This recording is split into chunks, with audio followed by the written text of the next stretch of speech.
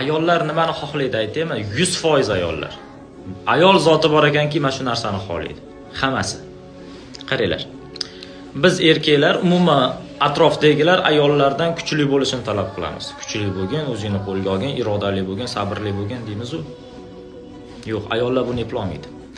Ayol kishiga kuchli bo'lgin deyishlik xuddiki kapalakni olib kelib turib 3 kun yashab bergin, iltimos, 3 kundan keyin senda ishim bor, o'lmay turgin 3 kun deyotgandaqa narsada kapalakka yalining, yolvoring 2 kun, 3 kun yashamaydi, u 1 kun yashaydi.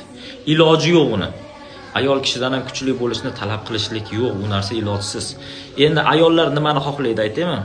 Ayollar kuchli erkakni ayoli bo'lishni xohlaydi. To'g'rimi gapim? Ayol kishidan kuchli bo'lishni talab qilib bo'lmaydi. Ayol kishi kuchli bo'lish uchun yaralmagan. U kuchli erkakni oldida uni himoyasida bo'lish uchun yaratilgan. Butun ayollarning xohishi mana shu.